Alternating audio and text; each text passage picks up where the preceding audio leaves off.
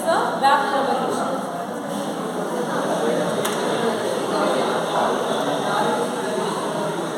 So back propagation, and what is the purpose of the back propagation? What is the purpose of the back propagation in neural network? Means that is for weight updation purpose. We are using the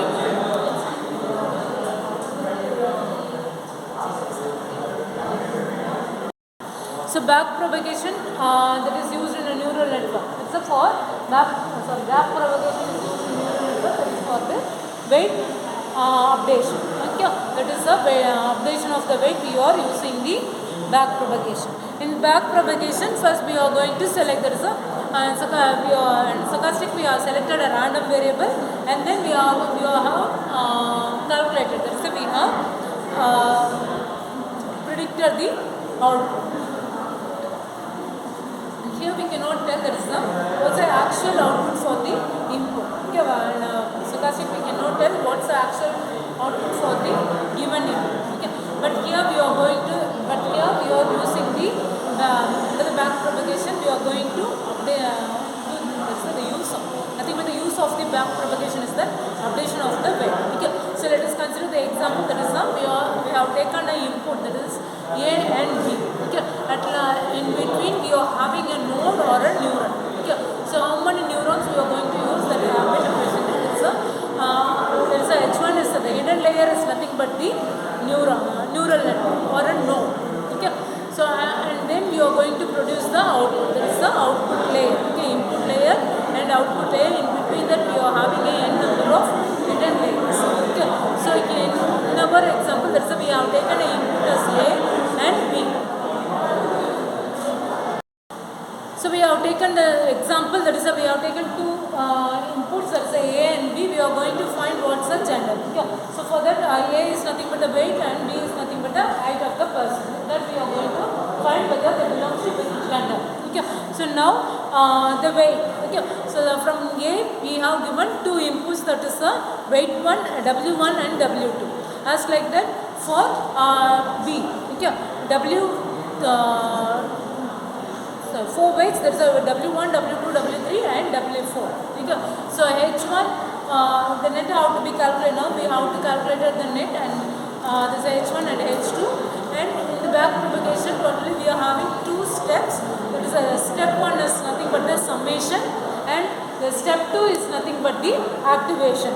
In the activation, we are going to calculate. So we are going to have a sigmoid. Sigmoid is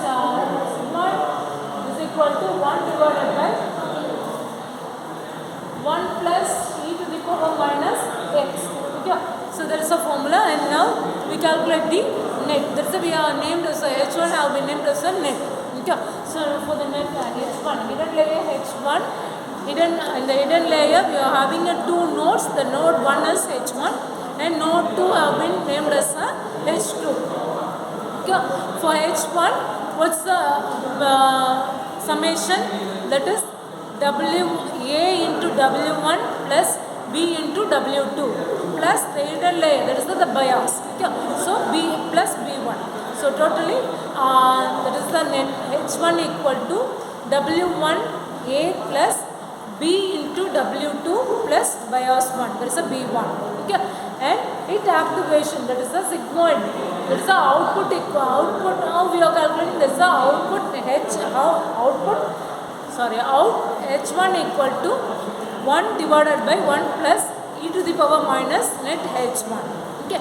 And next one is the net H2. Node H2 have to be calculated. Okay. For that is the summation equal to AW3 plus BW4. Okay. AW3 plus BW4 plus what is the value of the bias? That is H2. Node H2 contains the bias as B2. So plus B2. Okay. So AW3 plus BW4 plus bias 2. Okay. And its activation is that out H2 equal to 1 divided by 1 plus e to the power minus net H2. Okay. So like this we have calculated. And now we are here in the back propagation. your we are going to find out the error. Okay, so forward pass. Okay, forward pass and then backward pass. Okay, so forward pass, it starts from the where it has been started from the input layer. Okay, so from the input layer it has started and it processes the edge. Let us take the second example. That is we are in the second example we are having two hidden layers. There is a H1 and a H2. Okay, so in a forward pass, first it starts from input layer and it processes the H1. There is a hidden layer 1 and it processes the H2. There is a hidden layer 2 and then it produces the output. Okay, in the output only we are after then the output only we are going to compare the actual value with the predicted value. That is, we are going to find out the error. Okay, so and the name for the forward pass is that we have started from the left direction and we have stopped at the right direction. So we are represented as a forward pass. Okay, so in the forward pass we have started from the input layer and then we have processed the hidden layer and then we have produced we have obtained the output layer. So it has been represented. Okay, so example taken, that is first we have taken the input and we have processed the W10 and W20 and then W40. After that we have produced the output. For example, that is we have predicted y value equal to output. That is the output is nothing but the y cap. That is we have predicted as 0.6. But the actual value of y is 0.8. Okay, so we have predicted in a lesser manner. So we want to find which is the reason for the error. Okay, so for that we are using the concept called forward pass and then backward pass. In the forward pass, what we have processed, that is a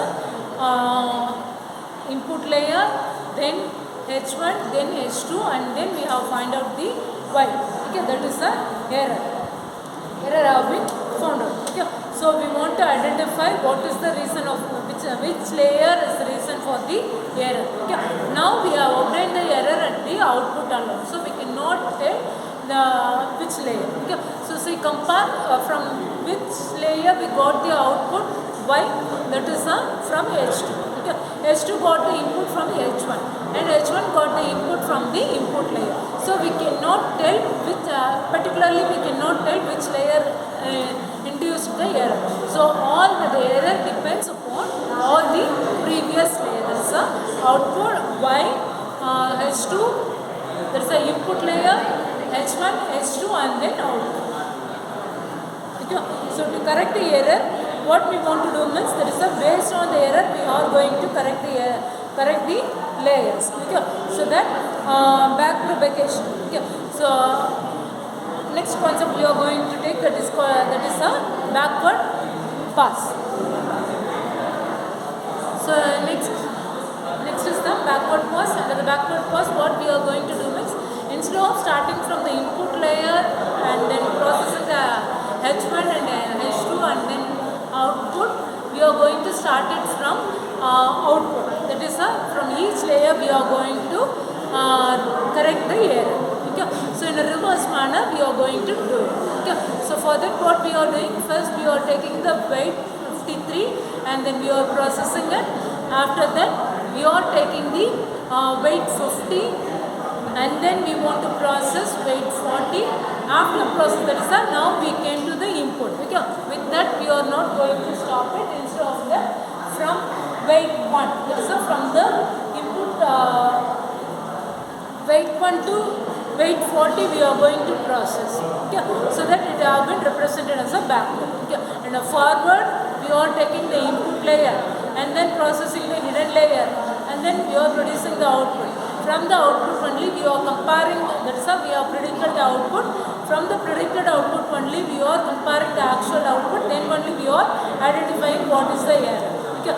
That is from input, that is a W10, weight 10, weight 1, W20. After that we have processed W40. After that we have produced the output Y. Okay. That is a Y cap have been identified. After that we are comparing the Y cap with the Y.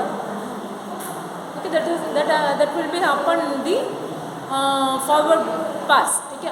And to rectify the error, what we are doing, that is the error have not been predicted, that is the error have been occurred in y alone.